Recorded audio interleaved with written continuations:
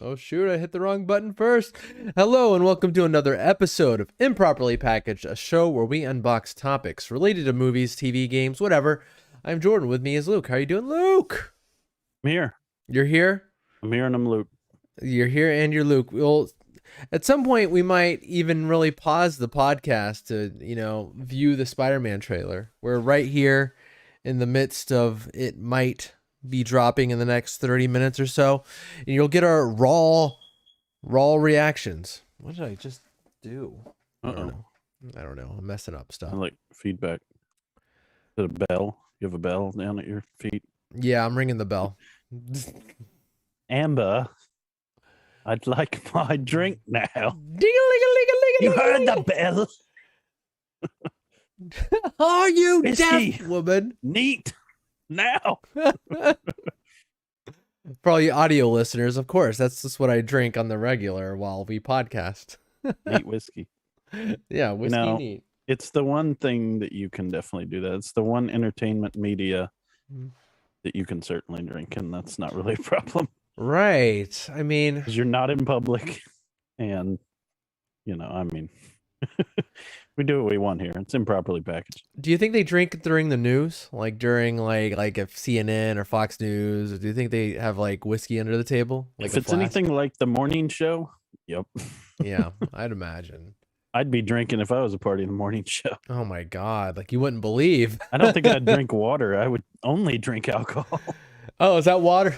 Straight vodka. No, we're good. Oh no. Life sucks. I don't need any water. I'm good. I'm good. Vodka has water in it, right?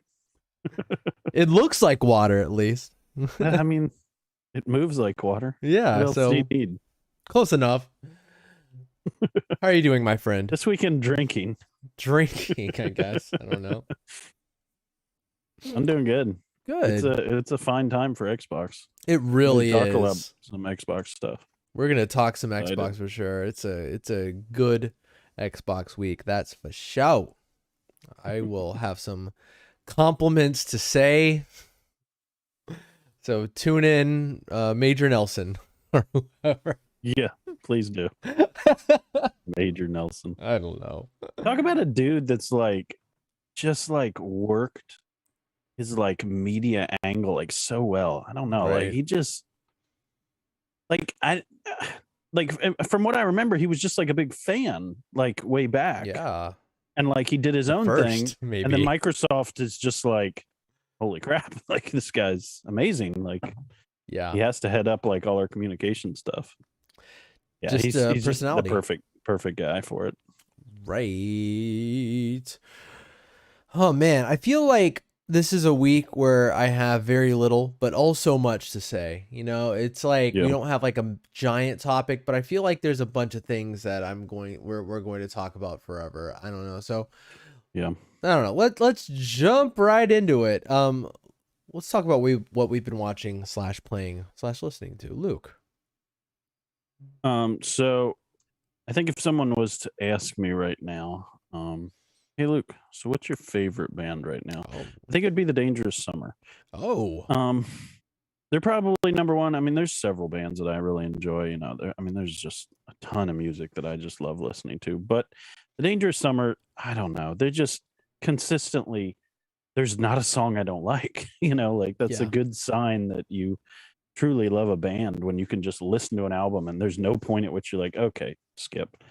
I'm blanking on it. I was listening to some other band today and it was a little bit of that where it was Manchester Orchestra, which is another one of my favorite bands, but there's a song every once in a while with those guys and I'm just like, this isn't really the arrangement that I like for songs.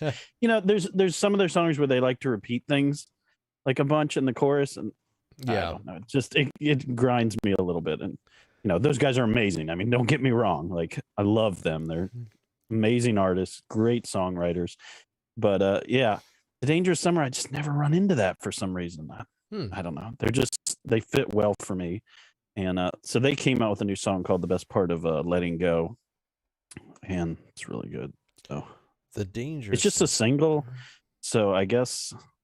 I always assume that that's going to lead into something else. they've really been coming out with a lot of music in these last few years. Um, so yeah, if you haven't been listening to them in a while, listen to them. Like, so Warpaint was probably the last album you heard, or maybe even Reach for the Sun. Probably. So Reach for the Sun Yeah. was like the big one that you would know, like Where I Want to Be. It's like the really big single off that one. And then Warpaint came in 2013 or 2011. So they remastered it. And then yeah, so they stopped making music like in 2013, and then it jumps all the way to 2018. So it's a big gap there. But then See 2018, they that. came out with a full album. 2019, Mother Nature, which just love that album so much. And then they came out with a live album last year. They're back, baby. But yeah, they're really putting out a lot of music, and oh, they're so good. I love them. They They're get just you. a good mix of like harder, edgier rock, and still like the more emo stuff like mixed in to the lyrics and everything, like a soft side to Yeah. the edge. I need to do some catching up. I really do with the Dangerous Summer. It has been a long time. So Yeah, there's so much good stuff to listen to. You could waste some time listening to all their stuff. time to come back. Wouldn't be a waste of time, but the time will fly. Excellent. You know, if someone How about were you? if someone were to ask me, say, Jordan, what is your favorite band? Jordan, what's your favorite band? Well, you know what I wouldn't say is The Dangerous Summer, because they're awful. I hate them so much. No, I can guarantee you probably something I wouldn't say is Taylor Swift. Oh, amen. Not really my thing. I mean, like, honestly, like the earlier stuff, I was like, yeah, you know what? This is cute. I'm about this. There's some good catchy songs here. But as it kind of goes on, I feel like it's kind of one of those things that's just kind of ballooned out of control for me, to where it's like, what is this? I don't really know. But it kind of brings me to something interesting that I every now and then I keep up with what she's doing. I'm like, what are you doing musically? I don't give a crap what she's doing personally, but I'm like, what are you doing with your music? And apparently there was this big thing with her old producer, record label, or whatever, where Yep. there's some like disputes about the rights of her music. And so she's been slowly coming out with her own versions of her previous albums that are, that are like kind of in that disputed area, to where it's like, who owns this? And so now she's like, okay, here's my version of the album. She's been doing that. And so basically just re-recordings of her older songs or whatever. I think that's pretty interesting. I do respect that she's like, okay, I value the songs that I wrote or someone wrote, and I'm gonna double down and re-record them. Pretty good. I think Red is where I end. Like the album Red, that's the end for me. I will not deny that the album's good, and that's the song specifically titled Red. Can't be denied. That's a really good song. But it kind of brought me to think, like, there's a lot of artists that have done this sort of thing, to say, hey, maybe not like to the point where it's like about rights and all that stuff. It's just about, hey, I'm gonna re-record this for whatever reason. And It's really brilliant. I was Bethany and I were talking about it, and there's a lot of problems I have with Taylor Swift. None of them are that she's not talented. That's for sure. yeah, But it's an absolutely brilliant move. I think any artist that has like a decent back catalog should absolutely do this. Just go Right. back and re-record all your songs. Just make a new album. Are you kidding me? You've already written all of it. Like, what? Like, it's crazy to me. Especially if they have any dispute with the record label or anything like that. Like, yeah, this is so obvious. It's like, change it enough to where you can remain rights to the new stuff, and like your fans are going to always side with you over the record label. Absolutely always. So you'll have all the rights. Like, people will be excited because it's new versions of the songs, and there's like any press is good press. So it's like there's just so many upsides to it. Yeah, it's brilliant, absolutely brilliant. it really Even if she is. didn't have this rights dispute, it still would be a really smart thing to do. Yeah, it's Just like 'cause people don't are care that hungry much for about that. new music. So Yeah. Yeah, and it's like only like listening to some of the songs, they're like slightly different. Some of them, like some of them more different than Yeah. others, but most of them are like almost the exact same, like really close to being like Just at least like bring somebody on, for any artist, like including Taylor Swift, like bring somebody on and have them sing like a part of it with you, right. like something cool like that. It's brilliant. People are acting like it's a new album, which it just magnifies how brilliant that is. Where it's like, oh, what's old Freaking is new money again. printing machine. Right. Crazy. Fantastic. But it kind of made me think like, man, there's a lot of artists that have been doing this. And this brought me back to an artist, another female solo artist that predates Taylor Swift that did this thing just recently. And that artist is Michelle Branch. Holy crap. Michelle Branch. Our girl. Yeah. Yeah. I'm a fan of some of her albums. I think Hotel Paper is actually legitimately an awesome album. And I listen to it to this day. You don't get as big as she is without being talented. Right. Sure. And so she did a 20-year anniversary, oh my God, of Spirit Room. Spirit Room was her first album, the one that had the song Everywhere on it, which you probably know, most of you, is her biggest song, most likely. And unless you, what, I guess, was it the theme song from Laguna Beach or The Hills that she did? The If I Just Breathe. I don't know which one it was. I think it was Laguna. Laguna Beach? Okay. That sounds like Laguna. That's probably her second biggest song. But Spirit Room was the one that contained Everywhere. And man, this made me feel old. I mean, like, this isn't like the same. Like Taylor Swift, how much time could have passed between the last time that she recorded the album Red? Like 5 years? 10 years at best. She sounds exactly the same, but you can definitely tell. 20 years since Spirit Room. She re-recorded all these songs? She re-recorded. It's kind of confusing by looking at just like I'm on it, but it just says anniversary edition. So many bands do this sort of thing, and most of the time it's a remaster to where it's the same recording. They just kind of try to play around with it. Yeah, clean up, run still have masters somewhere. Yeah, let's run the masters through a modern technology and spit it out and call it an anniversary. Run them through the algorithm. We'll talk about that later.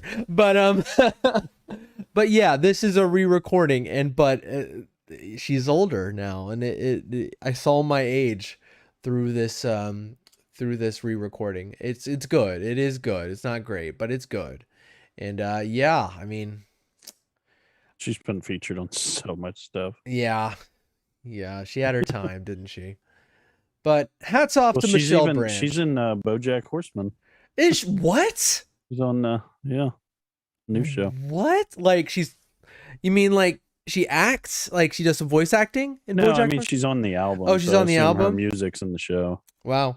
Good for you, Michelle Branch. I like you, Michelle Branch. Keep doing you. And happy 20th anniversary to the Spirit Room. That's what I got, man. What have you been watching / playing? Really only two things. We talked about it last week, Forza Horizon 5. Right. Since then, I mean, I had only played literally like one evening of it when we talked last week, but it's my game of the moment. I mean, Halo may change that, but I mean, if I'm not going to play some multiplayer Halo like Forza Horizon 5, like it's it, man. I mean, I'm in a position where like I don't spend enough time playing new games just because I don't know. I could probably buy a lot of games. I just don't really feel like spending the money. It's like, it's not that I don't have it. I just, I don't know. There's a game every once in a while that'll come out like Hitman 3. Like I kind of wanted to buy that, never did. Red Dead 2. So I'm saying all this to say like I'm not the greatest source for like game of the year, but from what I've seen and stuff, like to me, this is it's got to be up there for game of the year. Yeah. I mean, like I was shocked, because I watched the Jeff Keighley live thing where he announced the Game Award nominations, and I was shocked to see it not there, because there was Oh, really? Oh, geez. Yeah, it's very, Crazy. very shocking. You Yeah. know, the games that are there, I'm like, yeah, they make sense, but I am shocked that Forza Horizon 5 didn't make the cut either, or Yeah. they didn't expand it for that. You know, there's been years where there's been just several game of the year picks. So yeah, I mean, with the kind of buzz this game gets and how much quality is there, I am kind of surprised. Yeah. So like, just all I was really gonna say is like I've played more now, and I like this game even more playing it now. It's funny because I mean I really enjoyed Forza Horizon 4, but there's something about 5 to me. It's upgraded enough in all these different areas that, and the systems are a little different. I think for me the systems are a little changed for the better. It felt like in 4, from what I remember, and I could be a little shaky on my memory on this, but from what I remember, it was they kind of guided you from race to race in 4, and they really kind of pushed you to get one race done before you head into another area. And in 5, like from what I've played, like almost everything is open at any point. Like if Yeah. they kind of want you to start in these one areas, but like just recently I drove all the way over the volcano to the other side of the map and started doing like multiplayer races and stuff, and they hadn't even mentioned it to me. I was just like looking on the map and I'm like, I want to go over there to that skull looking thing and see what that is. And so I went over there and played some online games, and then did some of the races over in the, I don't even remember what it is, like the ruins. It'd be like the Tulum area Mm-hmm. um, of Mexico, where like the Aztec temples and or pyramids, whatever you call them, are. But yeah, there's just so much here for me. Even though it's a racing game, it's still, or driving game, whatever. There's been a lot of discussion on shows I've listened to about Yeah, it's that. both, isn't it? Yeah, I mean, yeah, you do a lot of driving, so I mean, I understand the driving idea. Whereas like some of it's not even racing. It's like going over ramps and like doing just silly stuffs in your car. So whereas like a racing game specifically typically doesn't have those things. So I think that's Right. kind of where the distinction lies, and so that makes sense. But I wouldn't fault anyone for calling it whatever they want to call it. But it has a very arcadey feel to it. I think it's kind of what oh gosh, the what is the name of that, the arcade game we grew up playing, Jordan? The Cruisin' USA? Cruisin' USA, yeah, and all the clones and sequels and copies to Cruisin' Oh USA that yeah. they came out with. But it's that game, I think, that people enjoyed about it, like the wacky cars and the crazy things, and you're doing jumps and you got like power ups and stuff. It's that, put into a completely open world, and given a point system where you can like get your little whatever they're called, star things that you earn with those points. Good job, you did it. If you played if you played it, you know what I'm talking about. Like Yeah. you're doing combos, and you're adding up 100,000 points, and you get a star, and then you can upgrade your car to have more ability to get more stars, basically. Mm-hmm.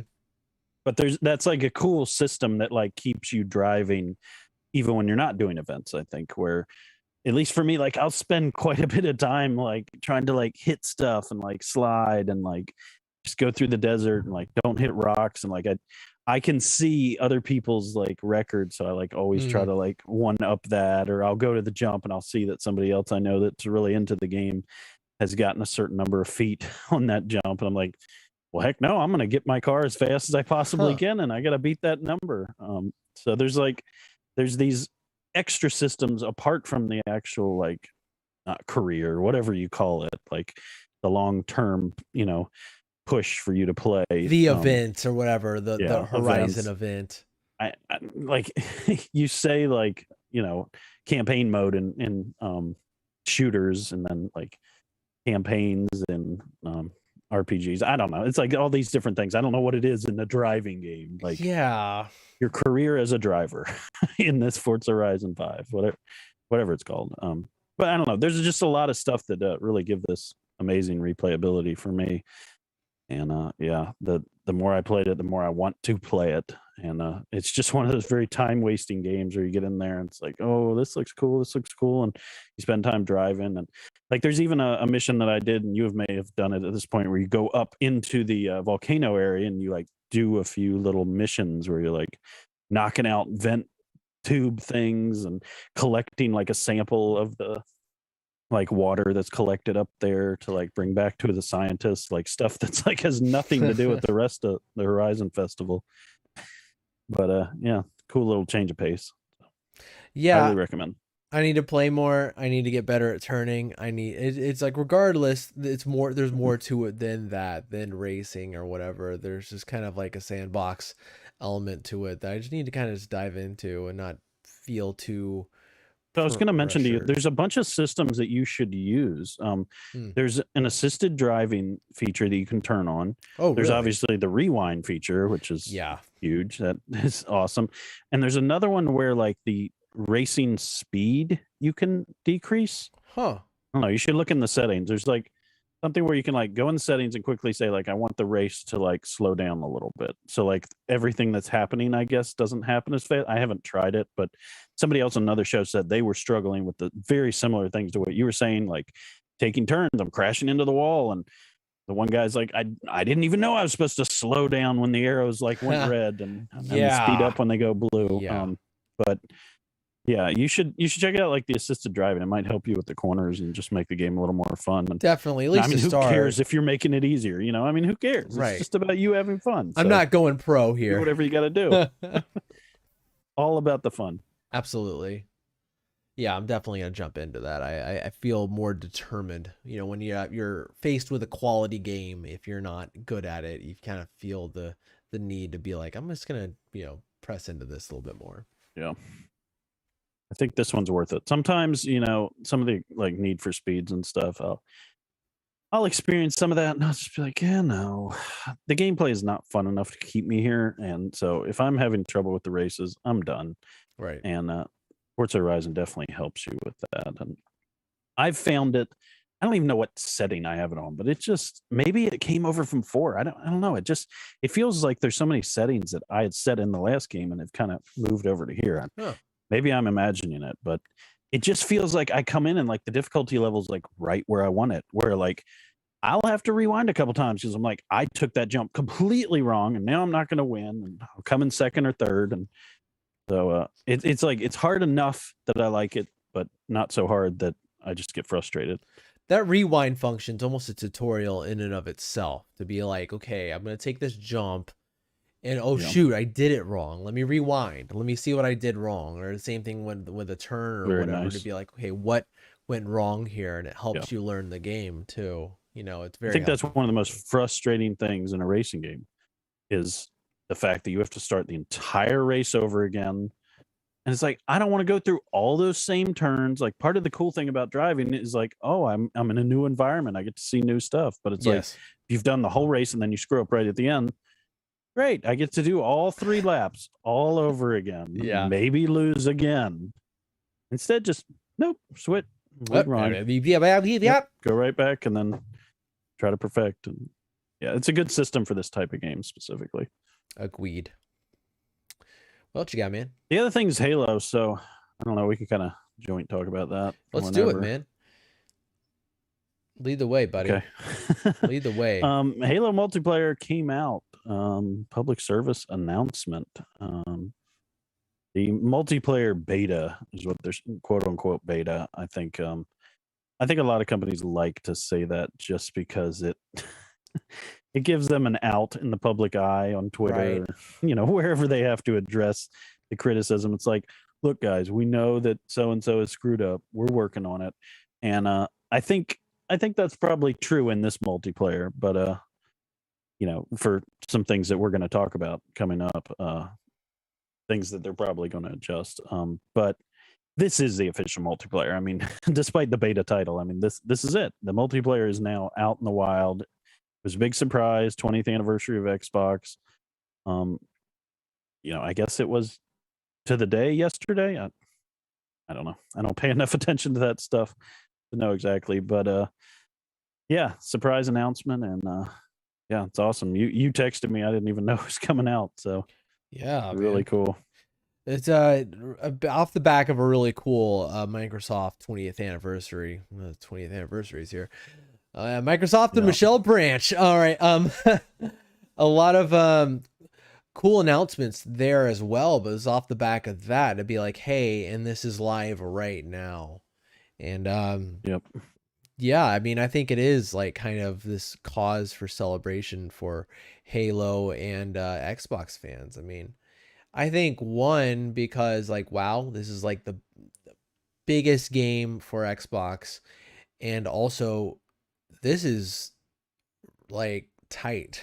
Like something I was just kind of like blown away by is it's this is what you want a launch to be like, you know. This is kind of, I mean, you call it a beta, it's kind of like we've launched but we're listening sort of thing. Yeah. Um but that being said, man, like I mean, we maybe think we got like an error message for something. I don't really know where that came from, but our gameplay experience and just going into matches. Okay, we played you and I, Luke. We just to tell them we played for Yeah. like Played quite a good, bit. yeah, like 4 hours or so. We played, and I played probably like an hour earlier in the day before then. Um, so we had a great time. Like it didn't like there was Yep. no like hitches, no like, oh man, they need to fix this, which has been a thing in a lot of different games to release. Like, you know, I know Battlefield right now is going through this to where it's like they're having a lot of issues, and I feel like it's sad to say, but Halo came along and ate its lunch. Yeah. I mean, and maybe it deserves to, because this is tight. This is great. One, it no technical issues. It feels so technically proficient playing it. It doesn't feel like when you play it, it doesn't feel like a beta to where you're like, oh man, they got some work to do. It definitely like, I mean, and maybe they do have some work to do, but it felt right. It felt good. Like, Yeah. I talk a lot about the Series S, you know, coming at it from the perspective of, oh, you know, sometimes I do feel like the Series S in ways plays second bananas to, you know, the other next gen consoles in ways that I don't feel like it needs to. Like we're backwards compatible or whatever. Like certain games, I'm like, man, this is just not the way to play this game sometimes. Mhm. Halo looks great, man. I mean, like it runs great, it looks great. There was not an instance that like occurred to me where I was like, wow, you know, I said this about Horizon too. Like I think like when we're getting into this generation, the Series S is gonna be like this giant like box of of value to where it's like if you're just getting into Yeah. this and you don't if you can't get the X for whatever reason, the Series X, which is obviously just like the big one, the There's a premier. lot of reasons you can't play it right now. Right, of Not other even than availability. available. Yeah. But Halo looks great. Like and it plays great. I was like, man, it's solid. That's really good to hear. The frame rate's great, and like the visuals look like the way you'd want them to look. It looks clean. And man, I had fun. I had a lot of fun. Yeah, I did as well. Um, yeah. Criticisms though, like I could recap everything you just said, and I agree with everything you said. It's really good. But I would say like the season pass, it's something that I saw just in the quick like news thing that people are complaining about. So Mm-hmm. this is the first time Halo has had a season pass. The first time the game's free to play. It's the first time for a lot of these systems that they're doing now. But yeah, season pass is interesting. It the way you level up through the season is through the challenges instead of actual like in-game XP like it is in something like Warzone or um, previous Call of Duty games.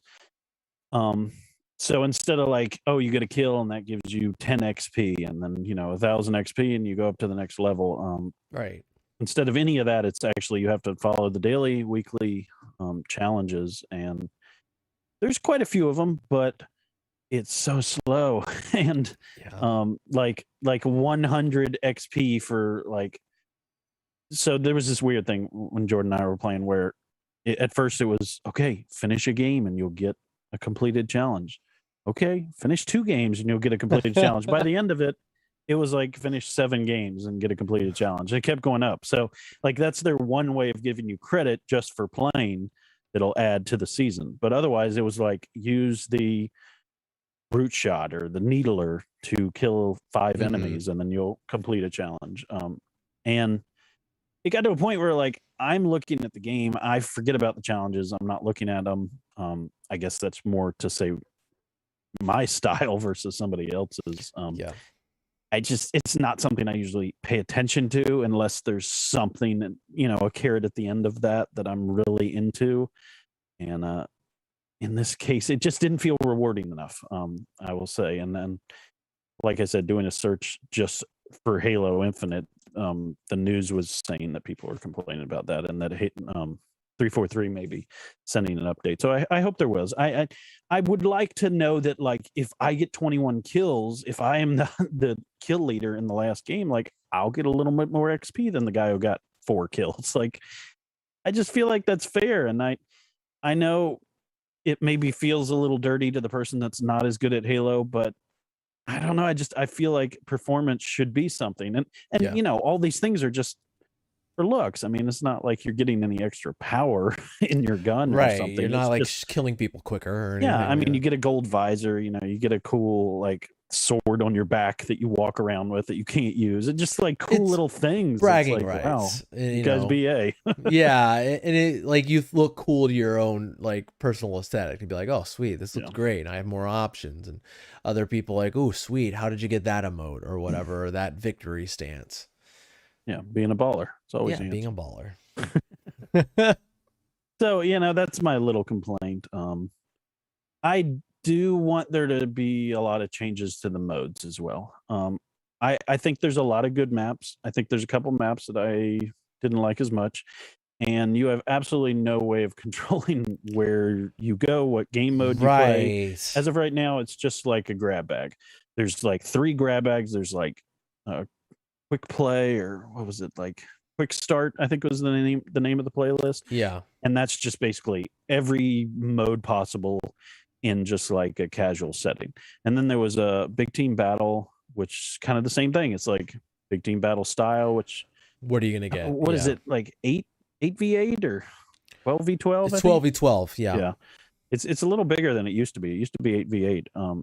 So that's kind of nice. It does feel big. Same kind of thing where it's just random levels, objective, Slayer, just random things. And then the last one is ranked. But even ranked is still just random things. And I'm split. Like I really like the way Call of Duty does it, where they have like 5 things that they give you in Warzone specifically. And they kind of change things about them every 2 weeks or so.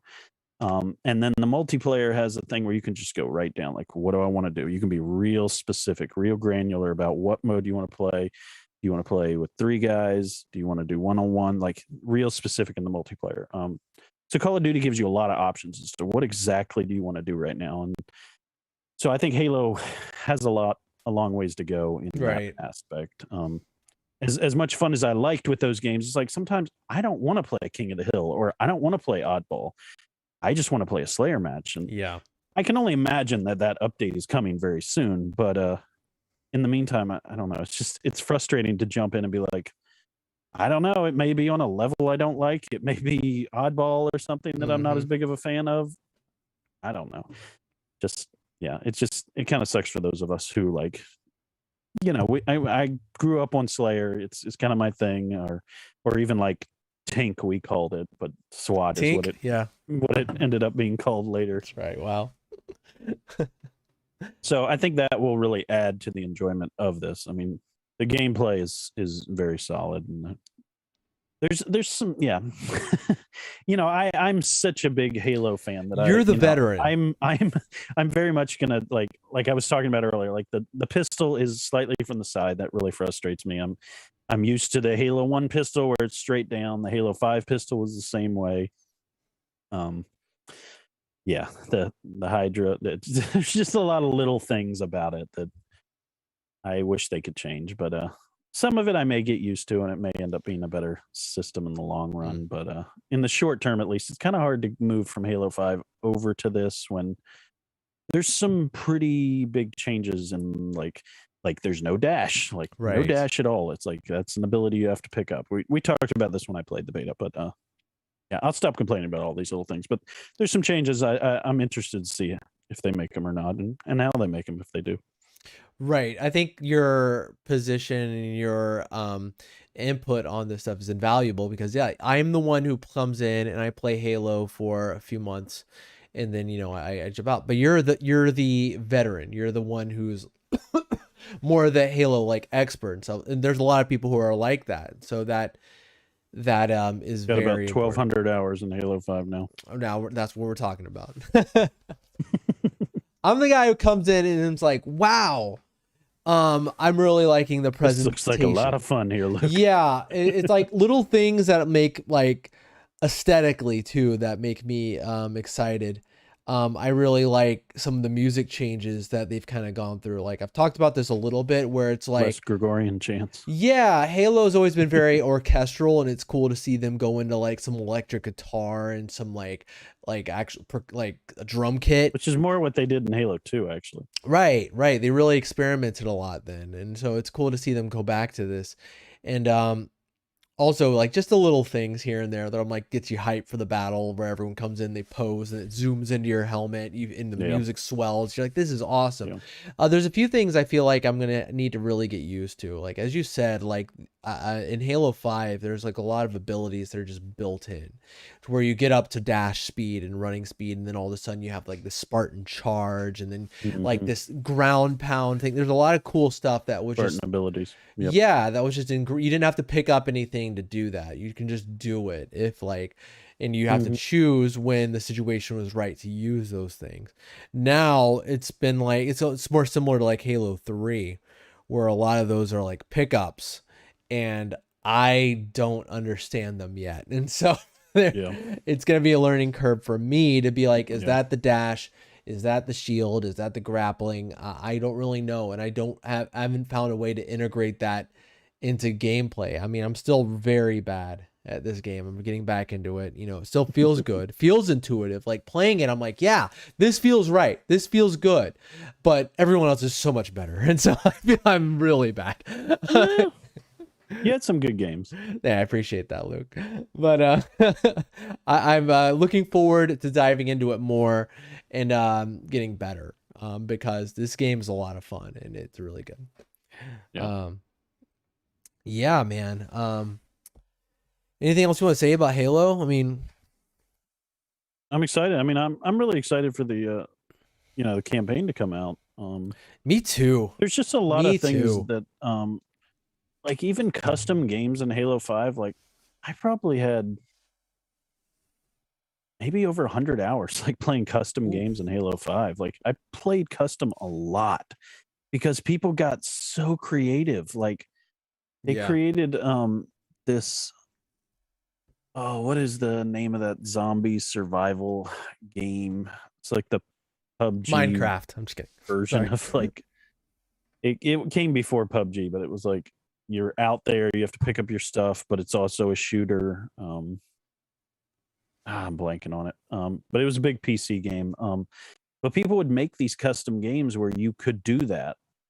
You started with like a pistol or something, and then like you could pick up guns and like collect things, and then you would find people. They'd make this giant custom map.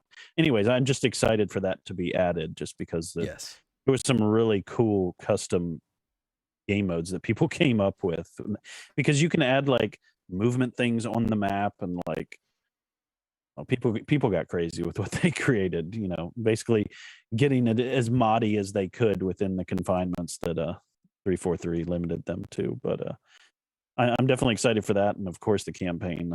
I don't know what what an open world campaign looks like in a Halo world. That's just a crazy concept. So yeah, I can't judging wait from the style choices that they've been doing so far, I'm really hyped for the campaign. I think it's gonna be very nice. Yeah, I think so. I mean, especially now that they've taken all this time to redo it and retool it, whatever they did with all their time. Right. Yeah, I'm excited to see what all that how it all paid off. Absolutely. Well, let's take a quick break, Luke. Let's watch the Spider-Man trailer, and let's get back. I'll show I've you. already got it up. I'll send you a link. I think this. I've already got it up. Oh, you got it up. All right, great. All right, we'll be right back. Recording stopped.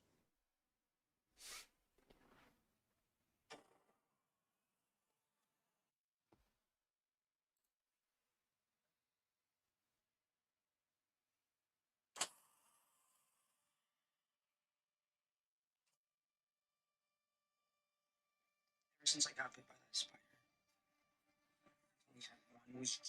My life has felt normal. Or it was when you found out.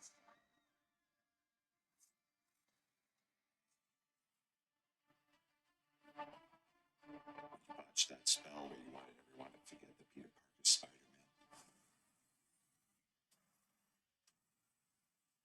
We started getting some visitors. Every universe.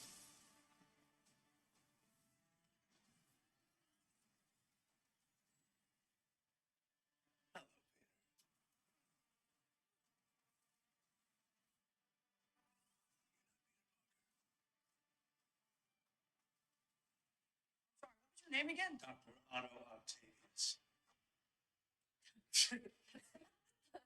Wait, no, seriously, what's your actual name? There are others out there. We won't send them back. So, Scooby-Doo this crap. You know, all this is kind of your mess. I know a couple magic words myself, starting with the word please. Please, Scooby-Doo this crap.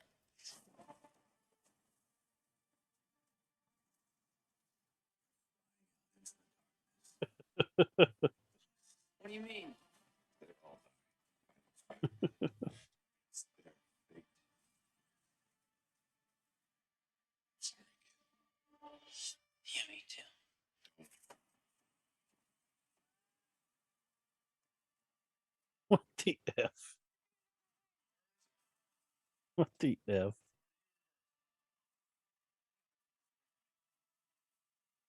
What the F? What the F?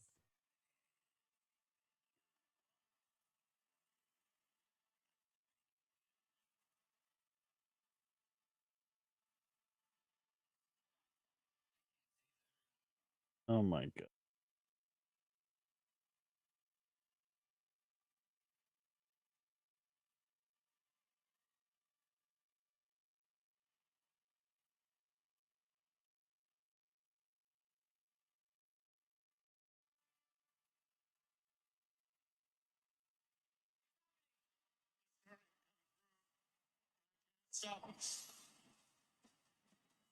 December 17th, exclusively in movie theaters. Tickets on sale November 29th. Spider Monday.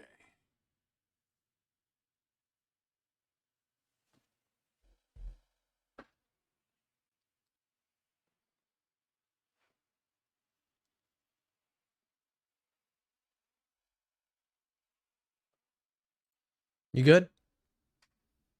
Watch the wrong one. Oh, The really good wrong one though. I'm watching it now.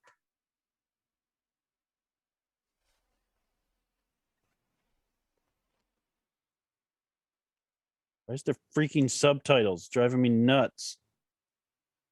There's subtitles on yours? yeah. I don't know why Sony's doing that. So annoying. It really is.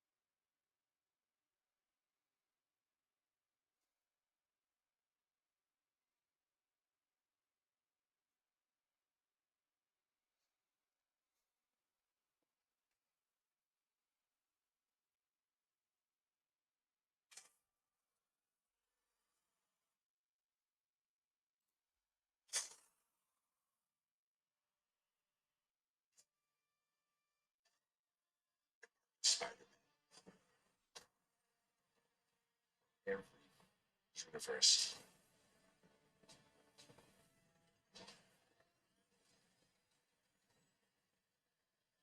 Hello, Peter.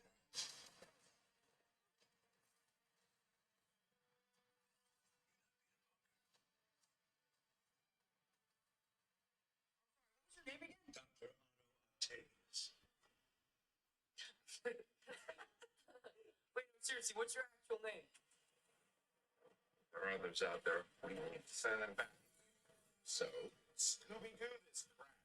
You know, well, this is kind of your mess. I know a couple magic words myself, starting with the word please. Please, Scooby-Doo this crap.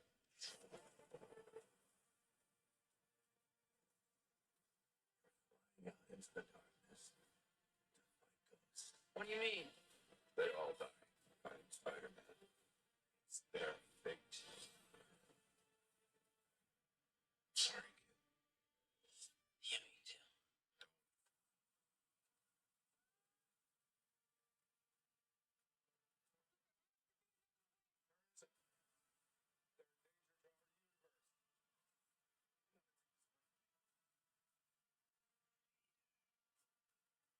Spider Monday. What the F? Spider Monday.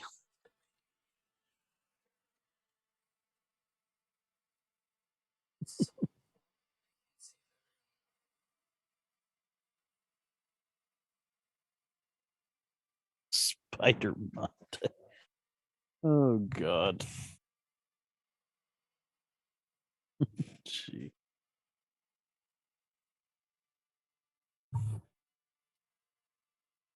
Oh, they're getting cute. They're getting real cute. September 17th exclusively.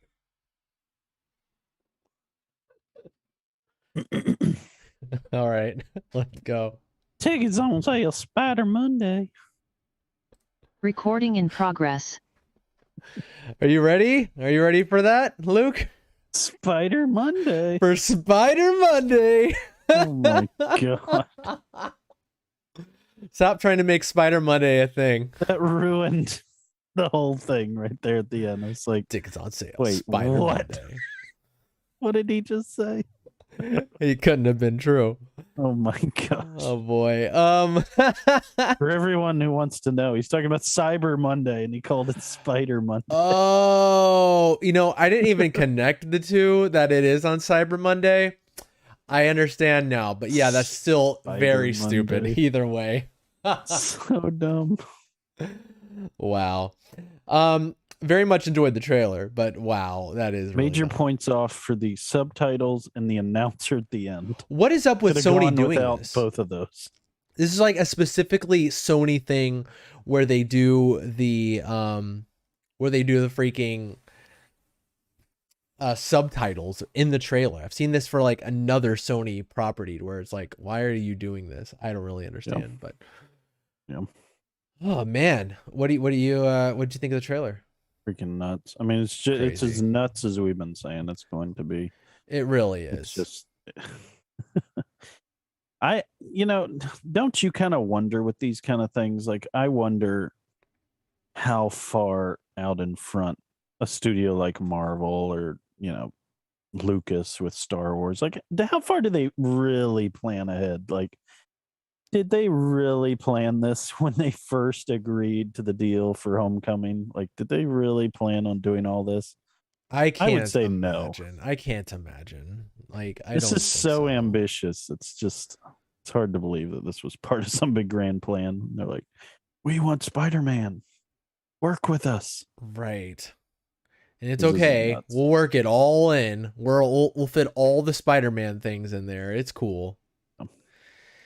It is really cool. I wonder how well it's going to work. I really do. Right. This is something Marvel's never done before. They've never taken Have they even taken any properties before and injected into their MCU that they've built? Well, it's one of those things we thought we were going to get it in WandaVision, but it was kind of like a red herring a little bit. It was like, oh, psych, gotcha. It's Ralph Boner. You know, it was that sort of thing where it was like that was going to be the first instance of this happening. But instead, it seems like this is the first time we're going to have a universe blending kind of thing going on here where we're getting Spider-Man villains and obviously other Spider-Men are showing up. You know, it's happening. It's just wow. It's crazy. It's very crazy. It's just, I mean, yeah, and in the trailer, just it really fleshed out what we've been talking about for quite a few. I mean, there's been so many shows where you and I have been talking about something else, and we've ended up talking about Spider-Man, even for a little bit, just because, you know, little news things and people have talked in interviews. It's just so many things have been teasing this movie, and you know, even Marvel stuff that they're talking about the Eternals, and they end up talking about, well, this will have some consequences in Spider-Man, or you know, I don't remember all the things that have happened, but just been a lot of things just building up to this crazy movie it's become, you know, the biggest thing since the last Avengers. Really, yeah. There's not that much to discuss, honestly, in this. I mean, it's a lot of what we've been kind of expecting. Like, we see all these freaking villains. We see Doc Ock and Electro and Lizard. Lizard dude. Yeah. Is it just named Lizard? His name's Lizard, yeah. Okay. An original name. Sandman, Green Goblin, they're all here. But there's one thing that I didn't really anticipate. I don't know how much this is going to be a factor into the movie, but like, I don't know, like the whole fact that like these people are fated to die or whatever, like the whole they died fighting Spider-Man or whatever. I did not anticipate that to be like something where Peter's going to be like, oh no, that can't be, you know, like that sort of thing, to where it's like, yeah, interesting. It seems like there's like some interdimensional prison they're putting him in. I don't really know, but I didn't expect that wrinkle to be a thing to where Peter's going to be upset that these people died. Yeah. It's interesting, you know, because it's always funny in these movies how they always frame the deaths of every single one of these characters. Well, the ones that are dead, at least, are absolutely characters that killed themselves. You know, like seriously, Spider-Man did not murder them. They killed themselves. Like Green Goblin stabbed himself with his glider, and Doc Ock died by his own creation. Spider-Man's thing. It's his thing. That's what he does. It's except for like, it's funny because like there's a couple that didn't die. Like specifically, we didn't see them die within the movies. That's Sandman and the Lizard. Like they do not die in their respective universes that we've seen. And so if they die, they die off out in a place we do not see them die. Just that's interesting. I didn't expect that to be like a wrinkle. I'm interested to see how that plays out. If it's just going to be like an excuse for Peter to kind of bite off more than he can chew and break them all out. I don't know. Yeah. You know, trailers can be very dishonest, the way they frame things and the way they can tease you with things. So, you know, I would not take a lot away from this trailer that we know how the story is going to end up playing out. So that'll be interesting. I love the "you're not Peter Parker," like that sort of thing. When Doc Ock pins him, he's like, wait a minute, you're not the Peter Parker I know. I mean, which is obviously where, you know, Toby's gonna, you know, that's a hint to be like Toby's popping up or whatever at some point, I imagine. But who knows? We'll see. Come Friday. Wouldn't you think that the Tony Stark version of Spider-Man in 2021 would be far superior to the, you know, villains with the technology of 2002 or whenever that movie came out? You'd really think. I mean, guess they're not putting that into perspective. I guess not. I mean, like, I don't know. It'll be interesting if they mention any of that, like a timeline. Right. It was like, you know, They're like gonna, how did they make that argument? I don't know. yeah, like what was different in this universe to make it so different? I know. Yeah, and when they say universe, are they going to explain what that means? Like, do you know what I Yeah. mean? It's like, so you're saying they're not from this world? I don't know. They could do it in a bunch of different ways, but yeah, I'm interested. Yeah. It's very confusing, because all those stuff that happened in the other movies that happened on Earth. So it's like when we say universes, we just mean like film universes. But it's Right. like when you're talking about like actually in the MCU world, like what does another universe mean? Like, is it literally a parallel timeline that these other Spider-Men are like, they're living out their lives, they're doing their thing at the same like point in actual like real time? You know what I mean? That's what I'm Yeah. saying. Like how they'll talk about that. Oh boy, we I have. want them to explain it. That's the one thing. It's gonna be I a want it long explained. one. I mean, we know that it's gonna be one of the longest Spider-Man movies, and we'll find out in T-minus 1 month. And we'll be getting our tickets on Spider Monday. They still haven't shown the other Spider-Man, so They have not. I can only imagine they're holding that back, but I feel like there's no way they would do this. Like Marvel, like one thing say about them, whatever mistakes they make, they're not idiots. Like, if they're going to show these villains, they know the anticipation of the fans. They know what, would make sense and what they'd want to see. It would be so foolish of them to not do that. yeah.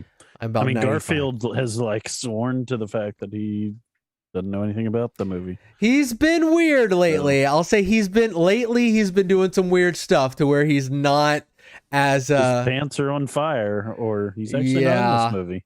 He's saying things more like "we'll see," and I'm not gonna comment on that right now. He's saying things more like that. I saw something where he said he didn't have anything to do with that. He said, "I haven't been called." Like that was what he was been saying for a long time, but recently and recent things that where people stopped him, he's been like, we'll see," and so he's been a lot more shaky about it now. So I don't know. Well, I guess 1 month's time. Gizmodo's article says another day, another Andrew Garfield Spider-Man denial. I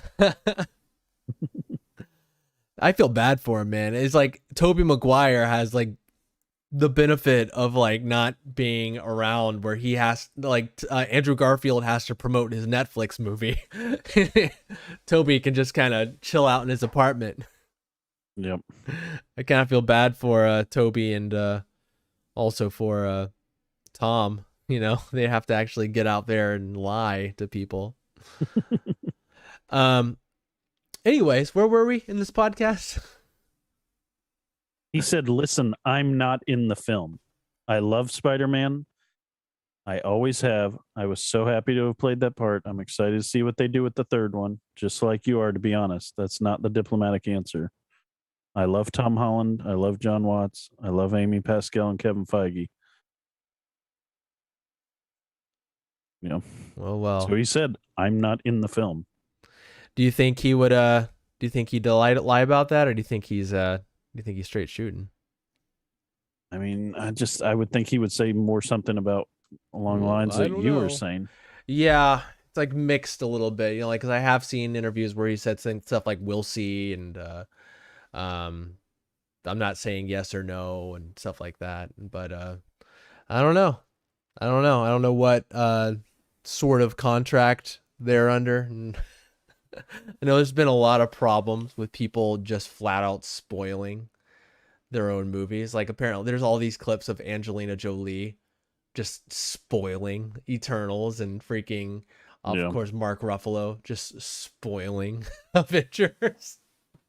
Yeah. But who knows? I mean, that's the worst, but it's just interesting because I remember IGN posting something along the same lines before where Andrew Garfield said, "I'm not in it." Yeah, just flat out denial. So shoot. I mean, he could not be in it. He really could, Jordan. It is a possibility. Absolutely. They could easily make this and not have him in it. I mean, I think it'd be cool if he played a tiny role in it, but right. It's not the end of the world if he's not. Yeah, I agree. And I think that if they do show up, which I believe they will, it will be a smaller thing, like towards the end, like towards the climax. I don't think it's gonna be like to the extent that, say, the Hulk was in Ragnarok, which was he was in like half the movie. I don't think it's gonna be like that sort of thing. The question is just when they have these like tearing of the universes, is it going to be like during a conflict with the other Spider-Men? So they're going to like tumble in with both of them. Oh, That would be a question that I would have, like, because that would be a more dramatic way of seeing it if it showed like the other Spider-Man and Electro fighting, right. and then like they're all of a sudden like falling into the New York of MCU. I mean, they'd have to do it that way, instead of being like, because they have to pull them in before they bite the dust. They have to pull in Electro and Otto before they end up dying. So, which are obviously, and Electro looked like he had fight. some new equipment too. So yeah, he wasn't kind of interesting. far less blue. That is for sure. Yeah, he had like some crazy suit. Yeah, it's a little more comic book accurate, actually. But anyways, I believe we were like right in the middle of watching / playing. This is an interesting episode. So with I've been What you watching been up to? a couple things. Honestly, I just watched something like right before we started recording. I watched The Harder They Fall, which is a Netflix original film, I believe. It is a Western starring Idris Elba and Jonathan Majors. Have you heard of this one, Luke? What's the name of it again? The Harder They Fall. No, I don't think so. Yeah.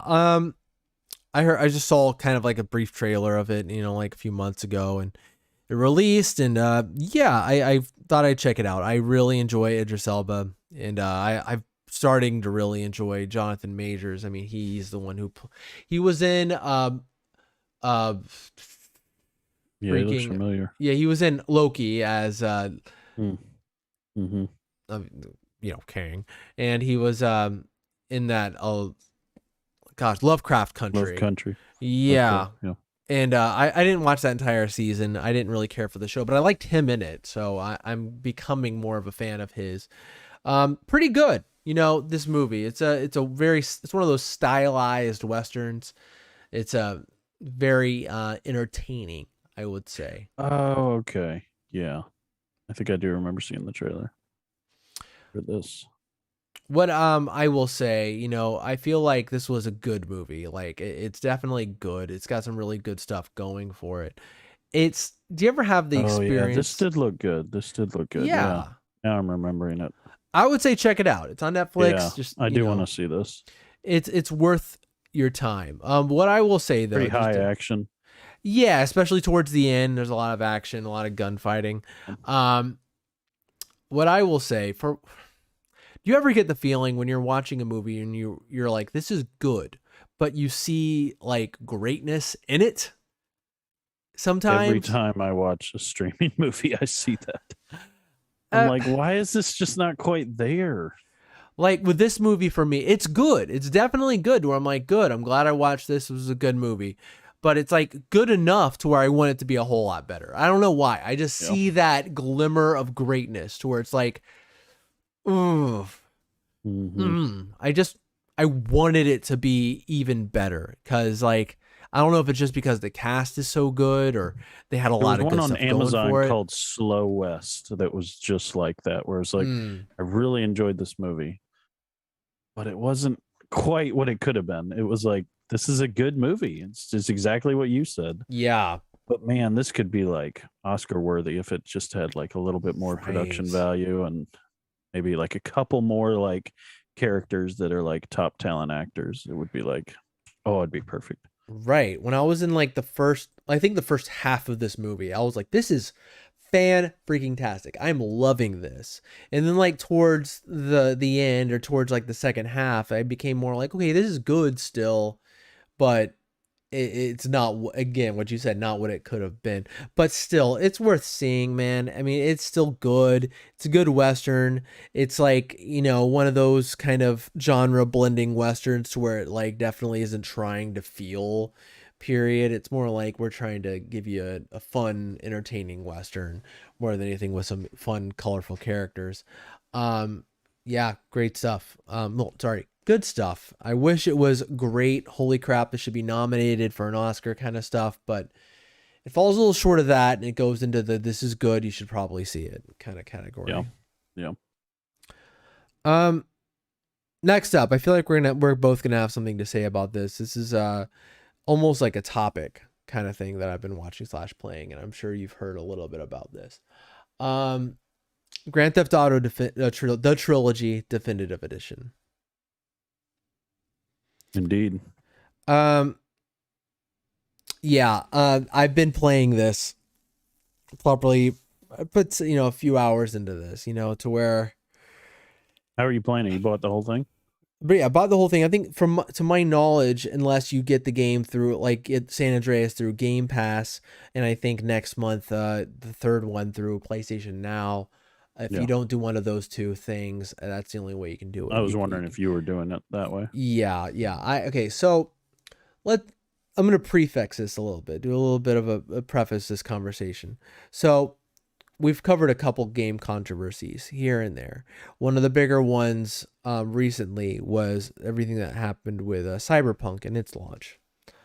I'm going to be, and also I talked about the whole Nintendo Online expansion thing with on the podcast with Adam. Check that out, where I gave a kind of halfway defense of that, saying that a lot of the criticisms were overblown and stuff. And I think we've been in that same boat when it came to Cyberpunk, especially you, Luke, when it comes to like the criticism of Cyberpunk. It's like we're not people generally who follow the bandwagon. We'll play the thing and see how we genuinely feel about it. And one aspect that we weren't able to really cover was with Cyberpunk was how people who had the game on Xbox One and PlayStation 4 base model really felt, because at that point we were past that.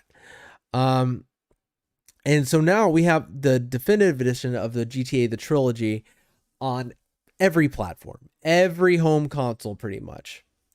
And so I'm here to give a new perspective. Hello, my name is Jordan, and I bought the Grand Theft Auto, the Trilogy Definitive Edition on Nintendo Switch. Hi, nice to meet you. Oh, on Switch, okay. On the Nintendo I was Switch. thinking you'd done it on PlayStation, okay. Looking at this trailer, coming out, I was like, oh, sweet, finally. These are old games. Like, I am beyond the point with the Nintendo Switch where I want to get like this really like technically this shouldn't be on the Switch kind of thing, like Witcher 3 and Doom Eternal, like games that like are a miracle that they play on the thing, that sort of thing. I'm not really interested in that. But a game that's ancient and has been, like tinkered with and up-res, and you can, make that for the Switch however you want. The base game is simple as pie. Just make it work for the Switch. Do what you need to do and make it work. Oh boy, Luke. So people talk about Cyberpunk and like how it was a disastrous launch or whatever. I think this takes the cake in spades. Like, I think this is a disaster. I really do. I mean, tell me about it. Okay, so here's the thing. There are a lot of people online, a lot of, if you want to kind of take a look at see what's going on, Digital Foundry are straight shooters. Check out their video. They look at it and be like, there's a lot of Switch ports that they're like, I'm impressed. Like, I don't like The Witcher on Switch. They were like, oh, this is kind of impressive, and I like this. It really brings it into perspective how terrible they've done at doing this here. Yeah. So from what I know, I mean, like I played only a little bit of San Andreas on Series S. I haven't played enough to where I can really have a full-fledged opinion on it. But from what I understand, every console is subpar as far as performance is concerned. Like, that's the thing that blows my mind. Like, these games, like, this is a game on Series X that should run at 120 frames per second without breaking a sweat. Right. It just should. There's no reason why it should be dropping frames at 60. Like the way it does. There's no reason for it. And yeah, for 30 frames per second on the Nintendo Switch, it's darn near unplayable. Like it is a nightmare. It is like, when they were like looking at areas with like Cyberpunk with the PS4 and the Xbox One, they usually go to these areas where it would like really bog down the frame rate. These areas is like specific instances. It's just all the time. Like if you hop in a car in these games and just drive around, it's just all over the place. It just feels like a mess. God. Like That's crazy. It makes it to where it's like I'm not having fun playing these games. Like, I've never been like this. Like, I really don't. Like, I've never been like this. But this is like the one case where I'm like, wow, I feel like I wasted my money like on this. Like, seriously, this is like not good. Like, this is bad. Where I feel like the only option I have is just stop and just pray that they release a patch to where because honestly, to where I'm at, like, there's all these criticisms about how the game looks and their artistic design and the redesigns that they've done and how wonky some of the characters look. These are old games. I don't have the expectation of them looking amazing. I just want to be able to play them and have fun playing them. And man, is it a disappointment to not even get that. To get a dumbed down version of what's on the other consoles is expected. But for it to not run, it's unexcusable. It is not a hardware limitation. The Switch is very underpowered compared to even the PlayStation 4. There is no reason these games shouldn't run perfect on every platform. They're not freaking these giant gangbusters, amazing performance. We're not looking at Red Dead Redemption 2, which Red Dead Redemption 2 is a game that is incredible. I can't believe that game even plays on base consoles and PlayStation 4 and Xbox One. It looks amazing. And so man, this is a mess. One of the worst. I'm going through like different things just to kind of see bugs and stuff, just to kind of be familiar, because I haven't played this yet. And I'll be honest, I mean, after everything you've said, I'll be honest about my opinion. Like when I first heard this announced, I was incredibly disappointed to just hear that it was even announced. Like for me personally, my first reaction was just, are you kidding me? Like that's what you're spending your time on instead of making a new game after all these years. You're wasting your time remastering like these old ones. Like that's something that a remaster studio should be working on. Like there are studios that specialize in remastering games, and that would be fine. Like, 2K Games, who owns Rockstar, has an avalanche of money. Money should never be a problem. And so, put the A team on the next Grand Theft Auto. Like, it's as simple as that. Like, stop messing around, put them on the next Grand Theft Auto, and let somebody else do this if you want money in the meantime. Like, I understand wanting to like repurpose your content. We were talking about it with the music. Like, I have no problem with that. It makes sense. And they did do that, Luke. They did do that. This is not Rockstar proper making this, even though they put their name all over it. This was done by Grove Street. Apparently, like, this is the company that took the so what they this is crazy. What they've done with this, Rockstar made the original versions, obviously. GTA 3, but not the PC versions, right? And no, they made in the PC version, all that stuff. They made those. Grove Street are the ones who made these games for mobile phones. As I scrolled down, it like literally was right there in the next like little screen. I'm watching somebody play Grand Theft Auto on the Switch. So like, yeah. Anyways. Continue. Yeah, and they took the mobile versions. These games are the mobile versions that they remastered. They just took the mobile versions that Grove Street made. That apparently I didn't play those versions, but a lot of people have issues with those. I can't speak to those, but yeah, they took those versions, and from what I'm hearing, like what a lot of experts, people who know a lot more than I am, a lot of what was done here is through AI upscaling. And, you know, that makes sense to me. Yeah. From a lot of these problems. It looks that way. Yeah, to where it's like, we ran this through an algorithm that works like for a some mod. things, but not. Yeah. Like I've seen these mods of GTA 5 that are just ludicrous how much better they make it look. Right. Yeah. To where it's like, holy Whoever does freaking those should be working on this. right. And it They did a much better job. And it frightens me to where it's like, if we were to expect these to like go back and fix this stuff, I don't even know like if they have the wherewithal to do that. If they were just like, okay, we're gonna run this through AI upscaling, we're gonna turn on the rain, even though the rain, like that's one of the bigger things. Like the rain is like almost like seizure inducing, and like it does things like how it's not correctly put in to where it's like the ocean will like go over the rain effects to where it's like it's raining but not where the ocean water is, and to where it just looks insane. It's like we have issues like that rudimentary. We're running into those sort of things. And so it's like, yeah, I guess with all that stuff, I guess it would make sense that they weren't able to optimize this for different platforms. I mean, or any platform for that. Would that not come out in your testing? Right. How would they not Those kind of notice things. this? So obvious. Yeah, it's very frustrating for me.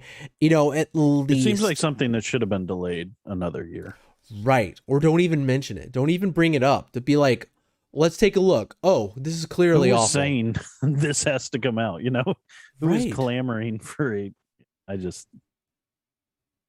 sorry you bought this, Jordan. I'm sorry I did too. You know, it's one of those things where it's like, I had all the confidence in the world that this would be fine. Like usually I'm very careful when it comes to third party games that I buy on Switch. I usually don't. I'm usually like first party, let's go. But like third party stuff, I'm just like, let's see. But I had all the confidence in the world. These are old games, should be easy to like kind of make it to where it's like this works fine. You know, it's like I don't really have interest in playing these old games on my 70-inch TV on like a PS5 or Xbox Series S. Like I don't, you know, it's like I could just play GTA 5 or Red Dead Redemption 2, but it's cool playing them like handheld. Like the thought of playing GTA handheld is cool. The fact that they messed this up so badly is such a disappointment. And Rockstar honestly should be ashamed of themselves that they, you know, at the end of the day, the buck stops with them. You know, regardless of what Grove Street did or whatever, the buck stops with Rockstar, and they need to make this right. Whatever that means, they need to make this right, because this is an embarrassment and this is disgraceful. Like I don't usually do this. I usually really veer away from hyperbole. So take this as you will. I do not like doing that. Yeah. I feel like, I mean, you know, despite what I was saying was a little off that they weren't the developer, I still stick by the fact that it's just frustrating because it just seems like there's been no planning for the future. I think, you know, I remember there's like two brothers or something that are like a big part of the writing team at Rockstar. I don't know. It's been a while since I heard that story, but there's a couple guys, and I know like one of them I believe retired after Red Dead Redemption 2 came out. I guess it was a big push for him, and just it was a lot. And I guess there's probably some burnout there when you work that hard. But I just feel like there's no planning for GTA 6. There's just no communication. There's just nothing. It's just silence. And Yeah.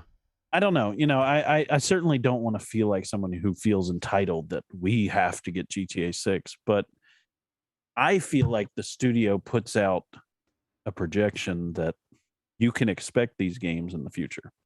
You start to think smell that's greed at a certain point, you know? I feel like they put out this thing where you can expect it. And right. so, I don't want to be this person who's like, well, I need my GTA.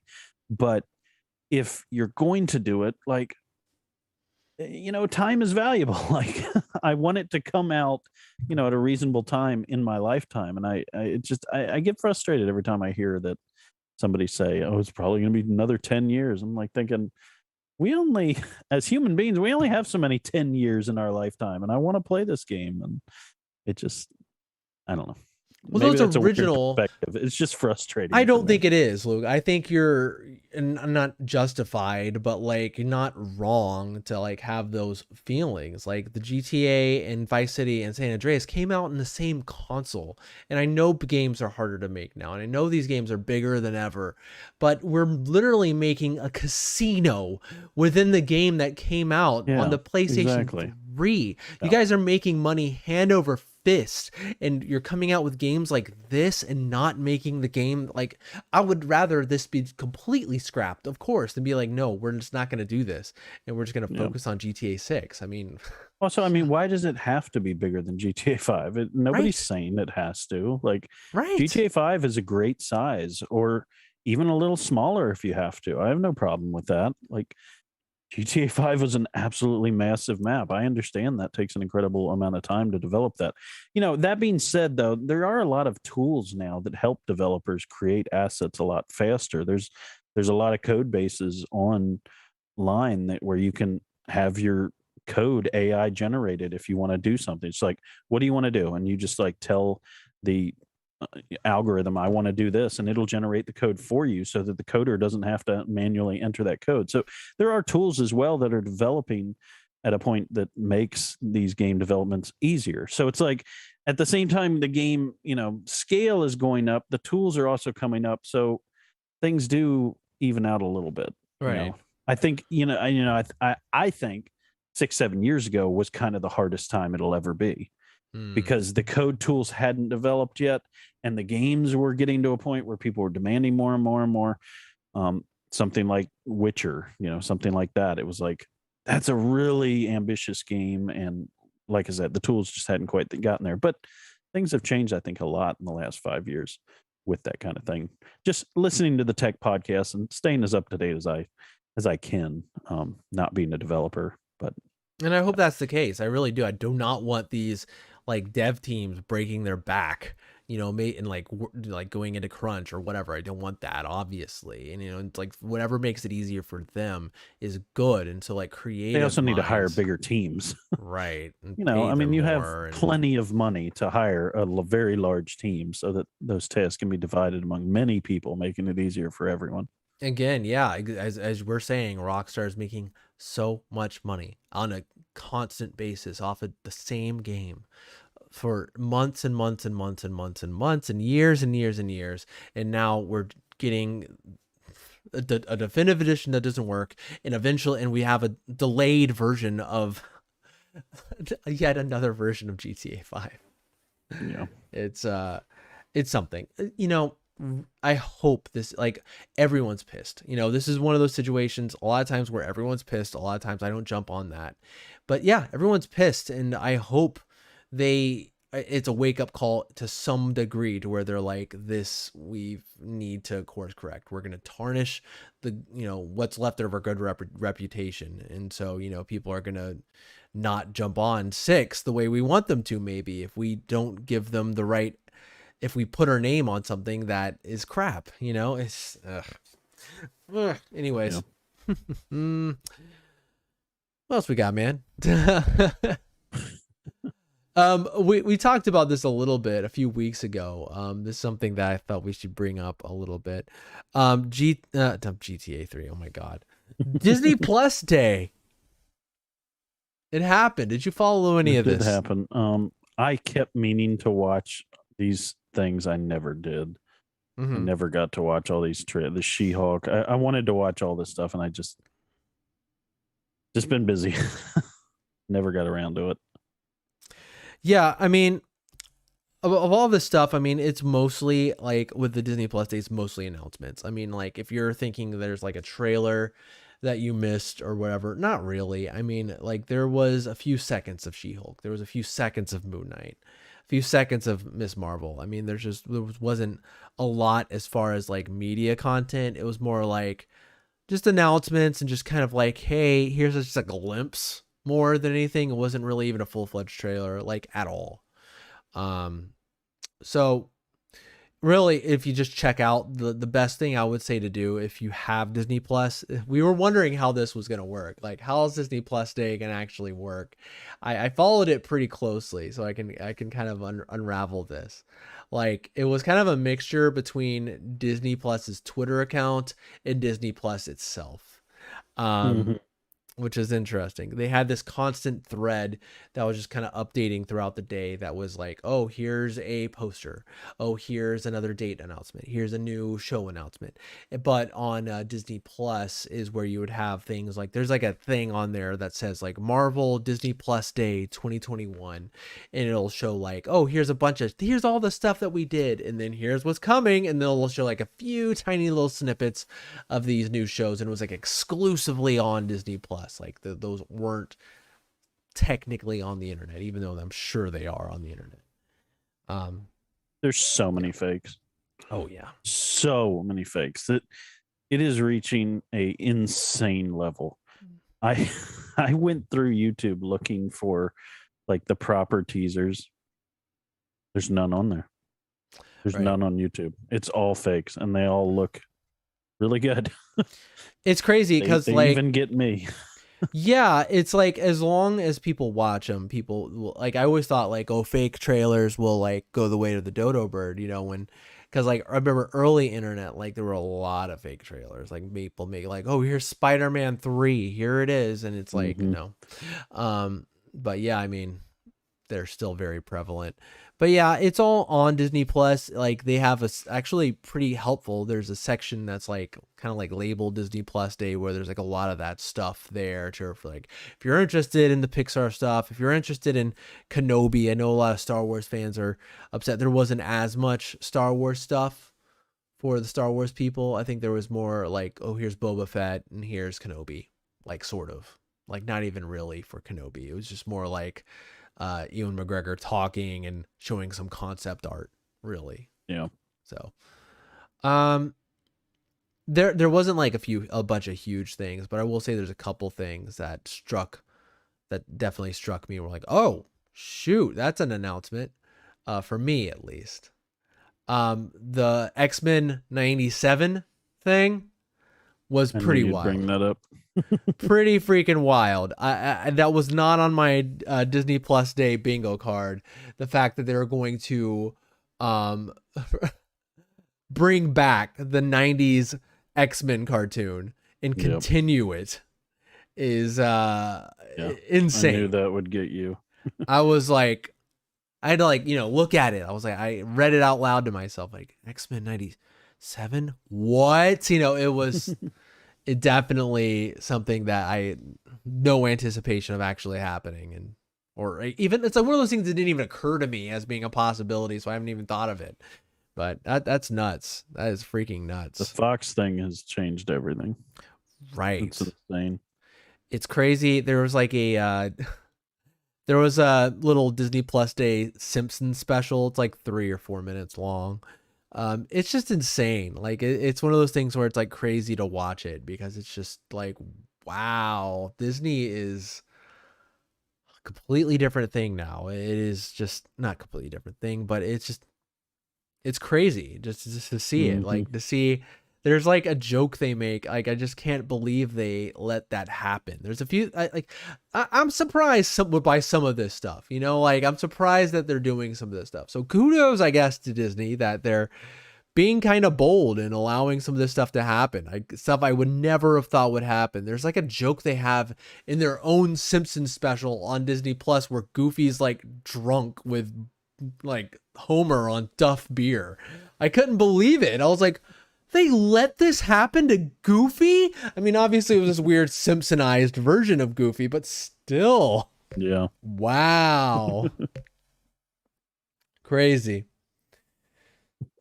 There's like an Agatha, like, I don't know what you think of this, Luke. An Agatha Harkness show is coming. Yeah, I haven't seen any content on it, but there isn't any to be had. It's just a poster, really, an announcement. Yeah, say, I hey. figured. Yeah.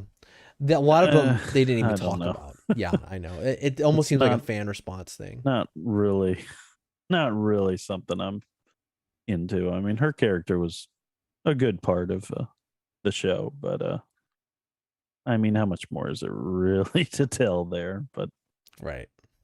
it seems like a little bit of a stretch.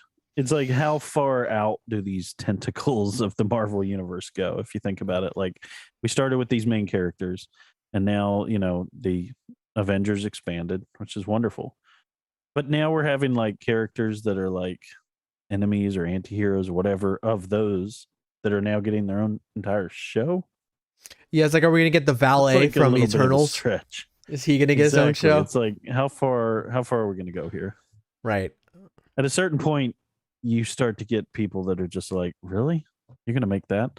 It's just, it's such a strange thing that I think goes back to what I've complained about before. Like, I think streaming content is a blessing and a curse, because you get a lot of stuff, but at the same time, like, you get a lot of stuff, like I said, it's a Yeah. blessing and a curse. You get a lot of stuff, but of varying quality. There's not as much pressure for each thing to be so good. There's not as much pressure to like produce the thing really well. It's like we were saying about the Netflix movies. I think, there's certainly nothing wrong with the movies Netflix is making. They make some good ones. But there's also like nothing that not nothing, but there's a lot of times nothing that is great, nothing that's Right. earth shaking. There's no like Joker style movie, I think, that's going to come out of Netflix. Maybe I'll be proved wrong in the future. I don't know why it is at this point, at least in history, it's still that way, where these Amazon projects, some of them I think are really good. I've watched some Amazon stuff that I've really enjoyed, but the majority of the time I turn on a show and I'm just like, it's Yeah. fine. Whereas, I don't know, there's something, maybe these shows got pushed to like daytime TV and they were never something I watched back then anyways. So maybe we've just been getting these things and I've just been ignoring them, and now they're just in front of me because they pop up on, my algorithmic Netflix or Amazon, front page. Maybe that's why they're there for me to complain about at this moment. But yeah, the Agatha show, it just reminded me of that. It just was Yeah. like, I don't know. How many of these things do we really need? Like, I would rather them focus on bigger projects, movies, shows where there's a lot of Marvel characters that come in and do a lot. I say that, but I was pleasantly surprised by Loki, where they didn't have a lot of characters, but I still really enjoyed that show. Right. But yeah, I would just like more money poured into higher produced things instead of more shows in general. I don't like that model. Yeah, hopefully these are things that are going to be very spread out. I mean, like, I always bring this up, how it's like, I'm like, when superhero shows were like sparse and few and far between, like, I watched all 10 seasons of Smallville. And then like when Arrow and the Flash came about, I was like, this is awesome. And like, I can't believe the fact that it's like, oh yeah, I fell off both of those shows. I never watched Supergirl. All these shows that I've just kind of let go by, and it's like there's such this like this oversaturation of so much of it. I would the hate avalanche for this has to fallen happen. upon us at this point. Like, before, you were on the top Right. of the mountain and you were like, yes, and your echoes of yes rang out and all the snow came down, which was all these shows. And now Agatha is the last little like Right. clump that's gonna boop you right on the head.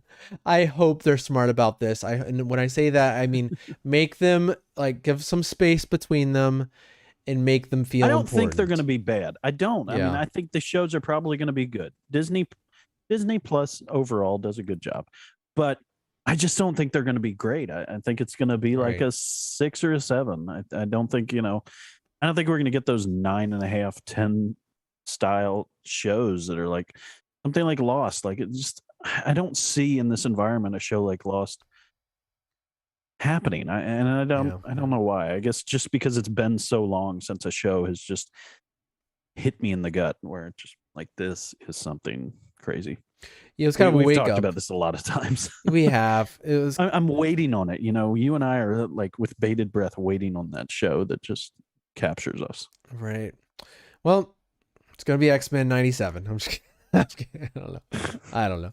But X-Men 97 is going to be your new Saturday morning show. it really is going to be. I hope they don't like one thing I hope they don't do like the X-Men original one, the actual animated series that came out before on Fox Kids. I think like Oh, yes. I hope they don't like it's going to be the thing that's going to be difficult for them. I hope they don't like really try to lean too hard into the 90s-ishness about it, like because that was just so effortlessly 90s in the beginning, like because it was in the 90s.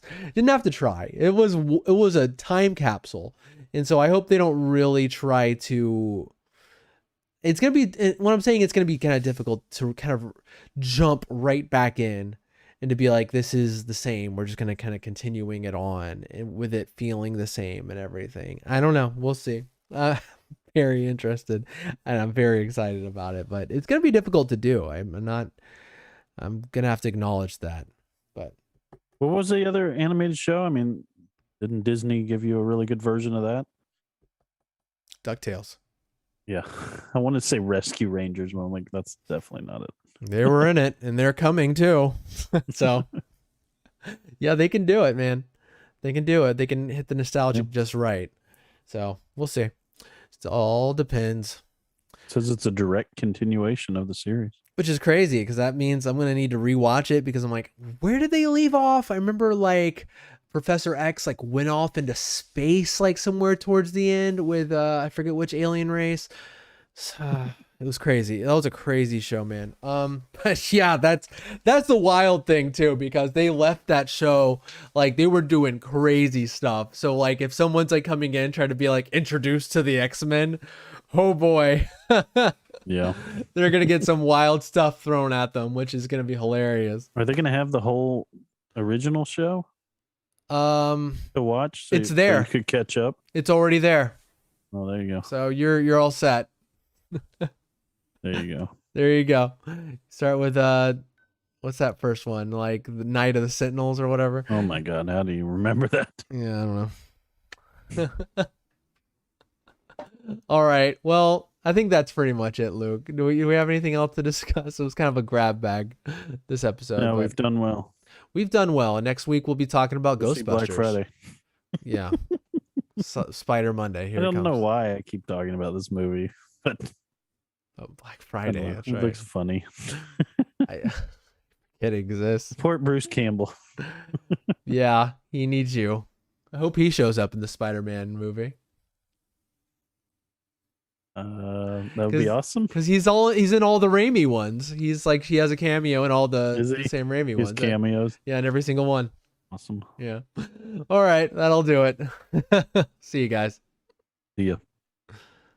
Recording stop.